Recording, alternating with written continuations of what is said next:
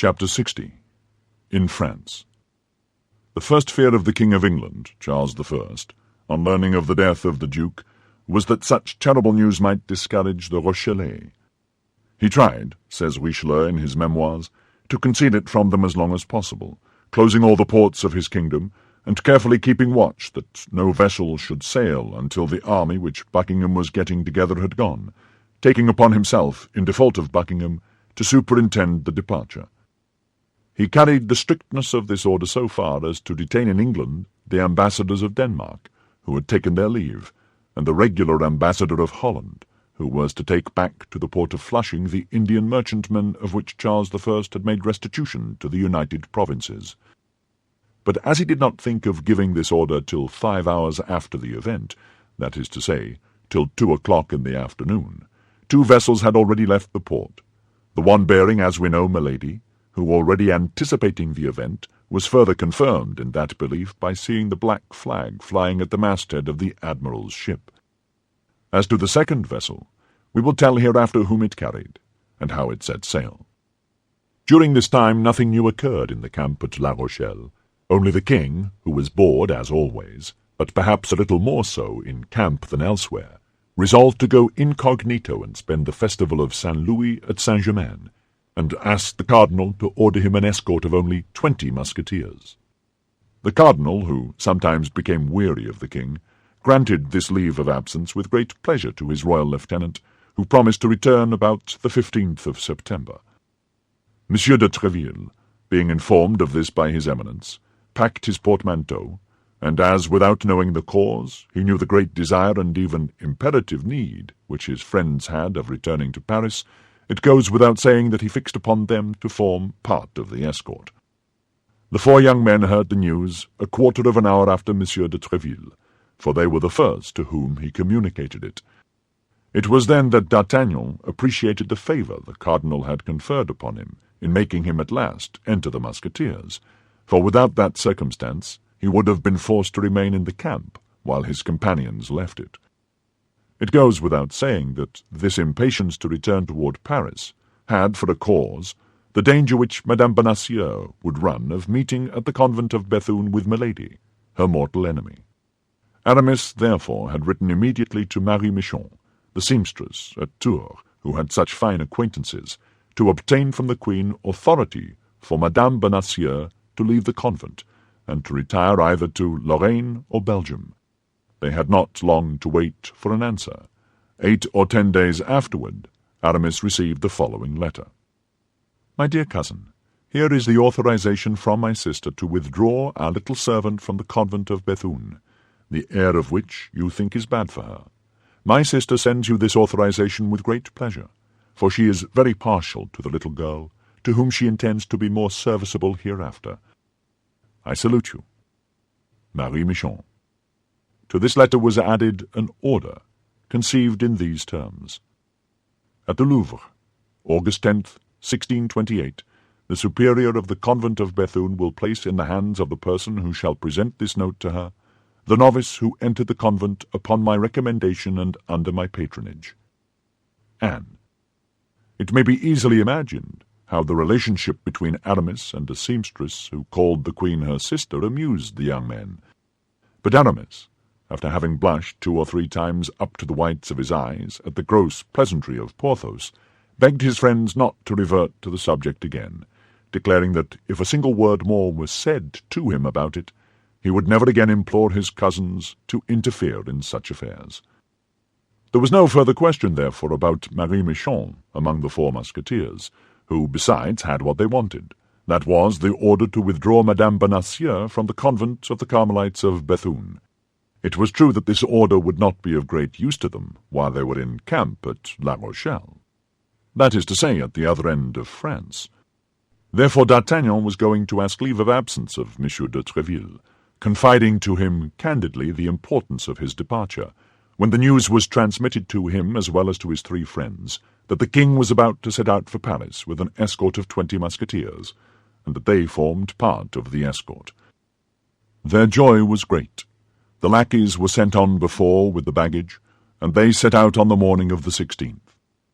The cardinal accompanied his majesty from Saugères to Meuse, and there the king and his minister took leave of each other with great demonstrations of friendship.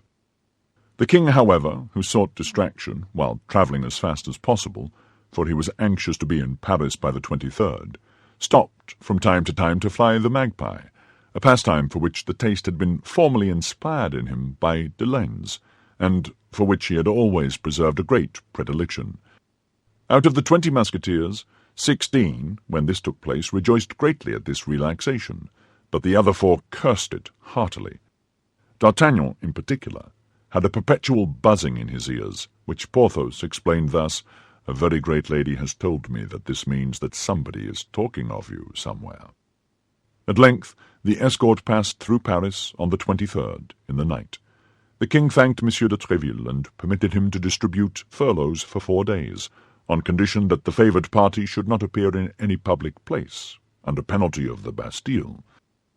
The first 4 furloughs granted, as may be imagined, were to our 4 friends. Still further, Athos obtained of M. de Tréville 6 days instead of 4, and introduced into these 6 days 2 more nights, for they set out on the 24th at 5 o'clock in the evening, and as a further kindness M. de Tréville post-dated the leave to the morning of the 25th. "Good Lord," said D'Artagnan, who, as we have often said, never stumbled at anything, "it appears to me that we are making a great trouble of a very simple thing.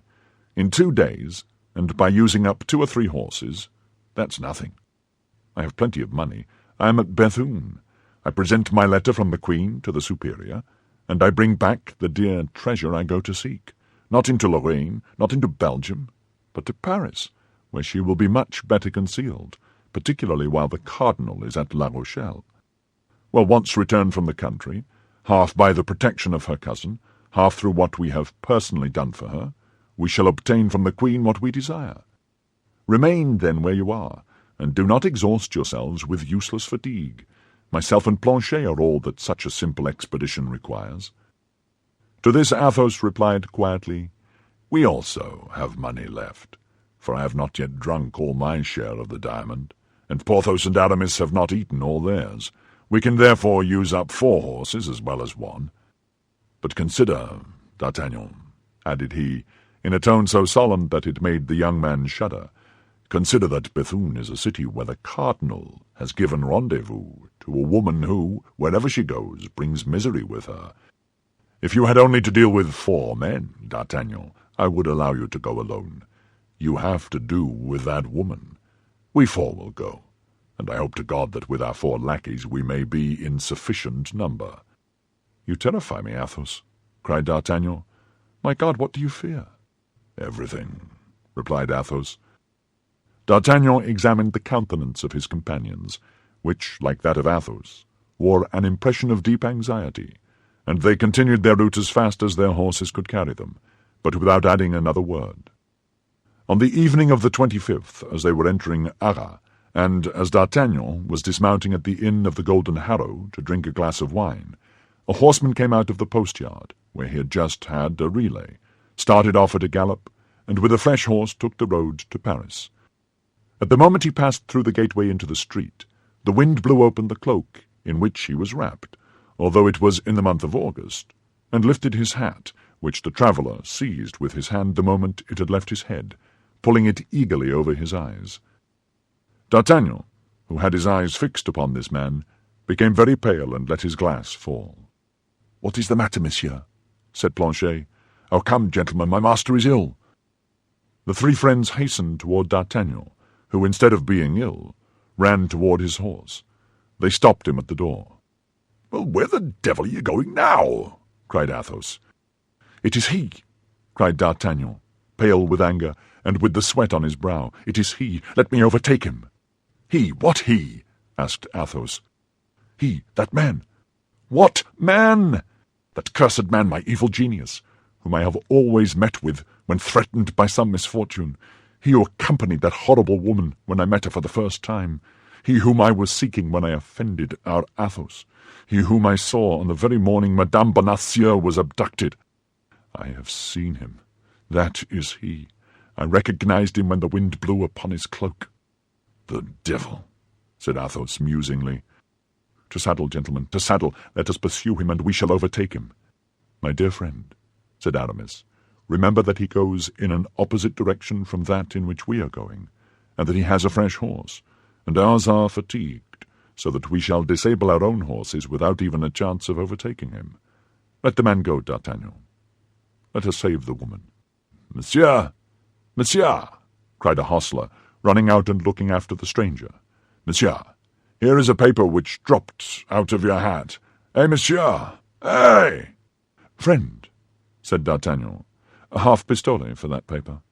"My faith, monsieur, with great pleasure. Here it is."